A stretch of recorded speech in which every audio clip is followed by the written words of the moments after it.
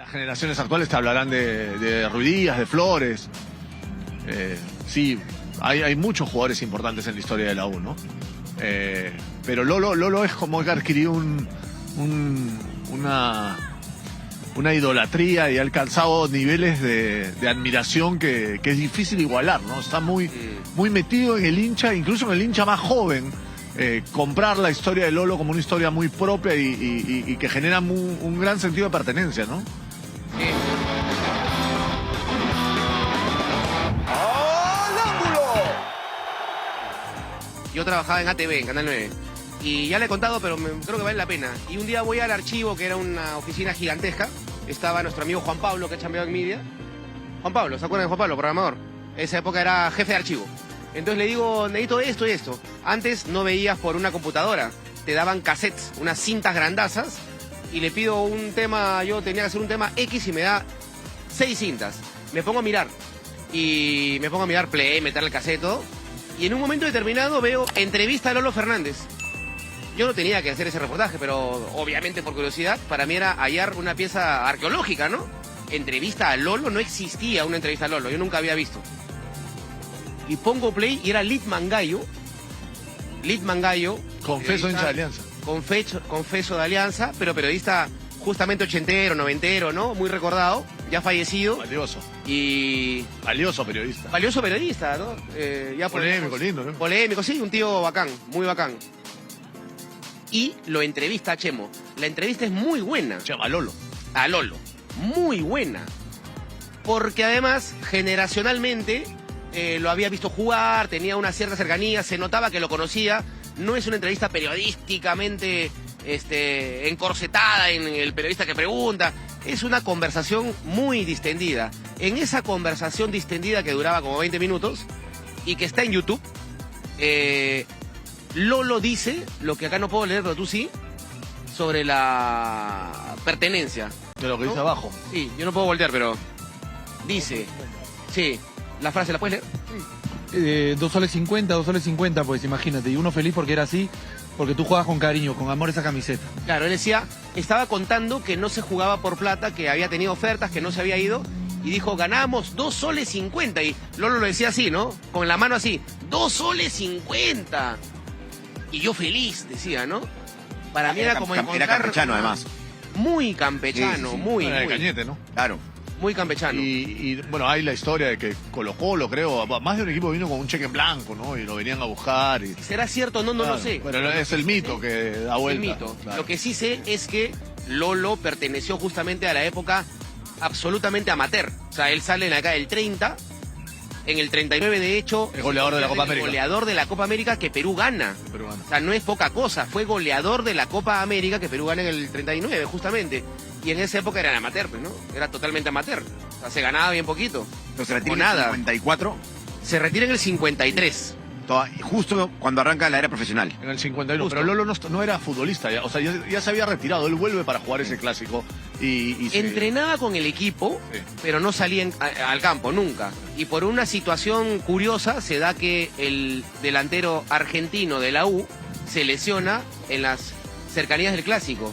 Y Lolo en las prácticas hizo goles en la semana. Y en esa época la prensa escrita podía concitar justamente toda la atención que hoy día tiene YouTube, los canales de televisión, Eran los periódicos. Twitter, eran los periódicos, papel y foto.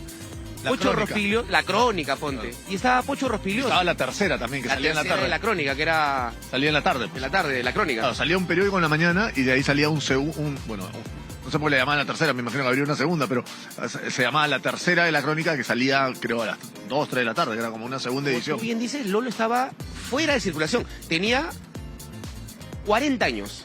O sea, hacía 2 que ya casi ni jugaba. Pertenecía a la U, entrenaba con el equipo, pero nunca jugaba. Y un día, previo al clásico, se lesiona este delantero argentino, uno que vino de Lanús, Cuesta Silva, un engominado argentino, era un técnico que con gomina dirigía, ni lo miraba a Lolo. Pero Pocho va a la práctica y ve que Lolo hace 2 goles en la semana previa al clásico.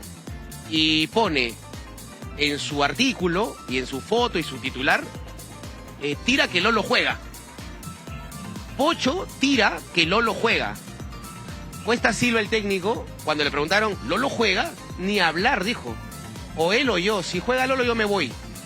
Te lo juro, así está contado en la historia. ¿Ah, sí? Eso La no directiva le mete presión para que lo ponga a Lolo. El partido era en el Nacional recién inaugurado en octubre del 52. Estamos hablando de agosto del 53. O sea, el Estadio Nacional no tenía un año y se avecinaba el clásico. Y Lolo sale a la cancha, Cuesta Silva no se fue y mete 3 goles en un clásico. Luego de lo cual... Uno de los primeros partidos de Terry, además. El No sé si no es el primer clásico de Terry. puede que sí, Claro. socio en la cancha. Entonces, Lolo no dijo, y me retiro. Lolo lo que hizo, y voy a contar una cosa hermosa, Lolo se ve en el partido, gana la U, mete 3 goles.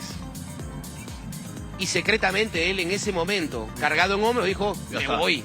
Así lo decidió. No era que... Mejor imposible. Mejor imposible. Y hay una filmación que existe porque Dios es grande, porque no se entiende que en ese momento haya habido una cámara de cine filmando un clásico.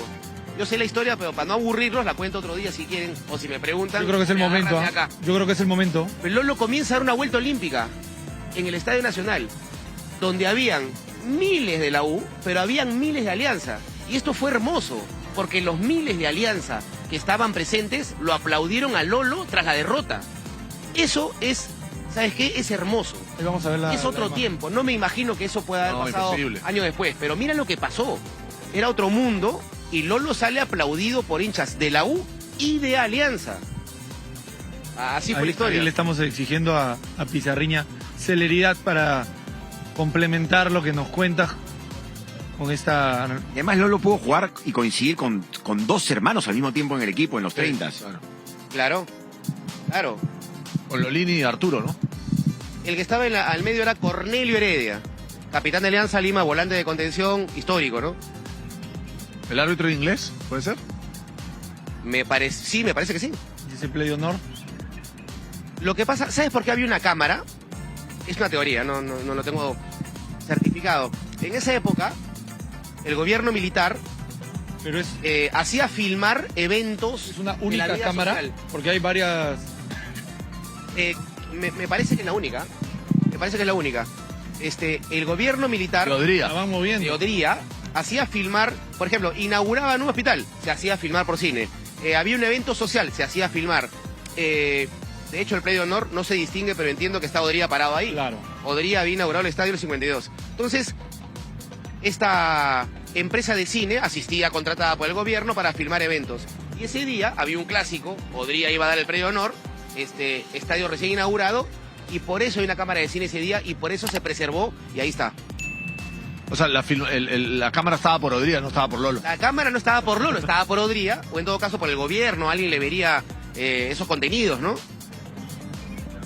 Increíble, o sea, porque claro, tú ves un partido del 50 y- Dimas Segarra, el arquero. Ay. Dimas Segarra, el arquero de. Dimas Segarra. El arquero de la U.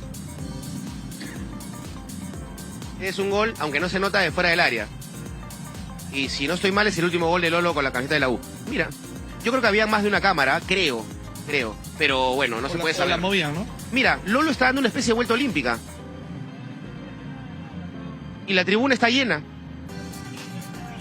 Esa es una segunda cámara. Esa cámara está casi ¿Sí o no? está mucho más abajo, claro. Quiero pensar- Mira. Pero ya has visto la gente en saco y corbata en el estadio. Y con sombrero. Alucinante. Con sombrero, claro. Con sombrero. Pero así, esa también es la imagen, o sea, esa vestimenta es la imagen de los mundiales del 50.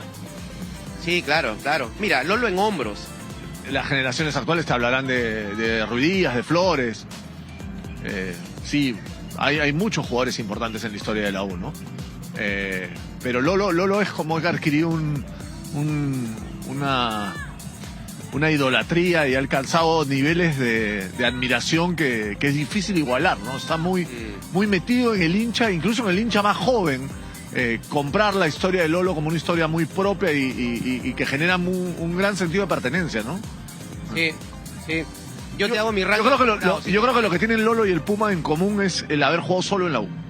Porque en el caso de Chumpitá sale en Municipal, después juega en la U y después juega en Cristal. Entonces, Y juega en México. Y juega en México. Claro. O sea, lo que tienen en común, y por eso creo que el hincha de la U los pone arriba a Lolo y al Puma, es que solo jugaron en la U. Y además jugaron con notable éxito, ¿no? Claro. ¿Qué tuvo Chumpitaz que no tuvieron ellos, por ejemplo? Primero que Chumpitaz, en su puesto, en su época fue el mejor del continente. O sea, eso le da a su representatividad de la U un valor distinto, ¿no? Porque Lolo era buenísimo, pero había otros delanteros y podías discutir qué 9 era el 9 de Sudamérica.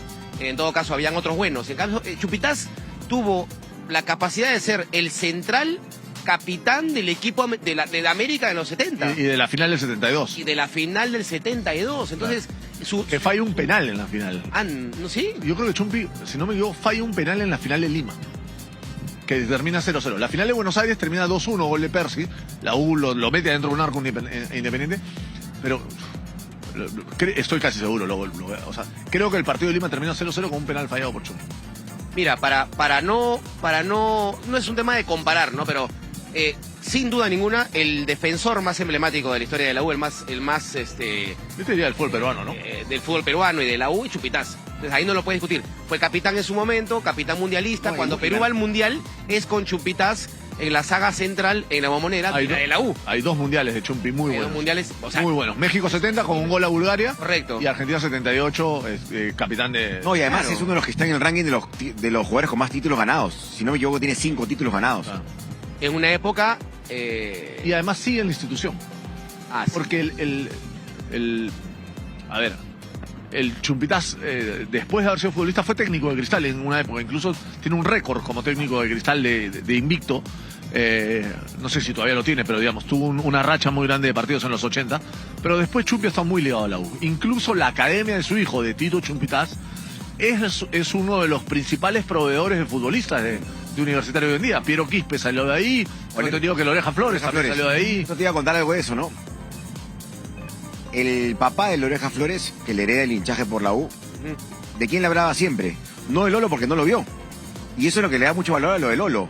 La mayoría de hinchas de la U que hablan con orgullo de Lolo no lo vieron, pero igual hablan con orgullo porque la historia, el legado que ha dejado, se ha ido fortaleciendo con el paso del tiempo, con lo cual ese sentido de pertenencia es gigante. Es un tremendo mérito de aquellos que permitieron que su legado no solamente se mantenga, yo creo que ha ido creciendo. Con el paso del tiempo el legado de Lolo ha ido creciendo. Sí. Pero el papá de la Oreja le hablaba del que vio. Y el que vio fue a Chumpitaz. Y después el Oreja conoce a Chumpitaz en las academias. Le tiene muchísimo cariño.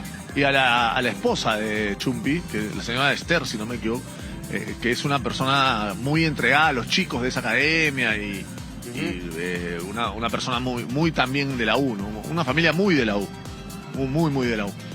Otro tema que es interesante, de repente lo podemos tocar después de la pausa, si toca pausa. Entonces, ¿quién era tu segundo? Perdón. No toca. Perdón. A mi segundo. Tú dijiste, hago mi ranking. Sí, no. Primero Lolo, luego en mi ranking Chumpitaz y Carranza los puedes comparar. Correcto, no sé cuál es el segundo. Los puedes comparar, puedes haber una discusión solamente si Carranza o Chumpitaz.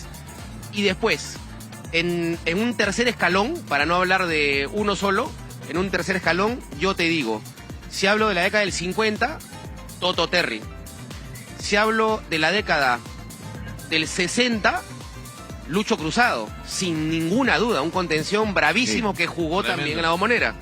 Si hablo del 70, está Germán Leguía, Claro. pero sin ninguna duda. Y Percy Rojas. Si hablo del 80, puedo hacer un mix en esa denominación. Puedo meterlo sin ningún problema a Chemo el Solar, sin ningún problema a Roberto Martínez, Claro. sin ningún problema. Jugadores que realmente en su momento brillantes. Entonces, si yo abro décadas, puedo mencionar algunos, ¿no? Podemos seguir la lista. Claro, y ahí es donde yo quería entrar con el tema de los extranjeros, ¿no? Porque después, a partir de los 70, no tanto previamente, por ejemplo, tú ese delantero argentino que mencionaste, que iba a jugar el día del último partido de Lolo. No guardo su nombre, pero era de Lanús. Yo no lo tenía, pero en los 70 apareció Rubén Techera, que incluso está, que tengo entendido acá hoy, porque Rubén Techera tiene una canción que es muy linda, que es dedicada a la U. Y así vamos a los 90, aparece Jorge Amado Núñez, aparece Astegiano, Barón. Bueno, Barón vino casi como un extranjero. Después Ese Esidio, Grondona. Claro, el Ratón Silva, Esidio, Grondona, que es muy representativo. En fin, podemos entrar a hacer una lista larga. Y otra buena pregunta, ¿no? El extranjero más importante en la historia de la U. Buena pregunta también. Me metes en un lío. Ahí vamos a los años 2000 para adelante, ¿no? Claro. Básicamente, ¿no?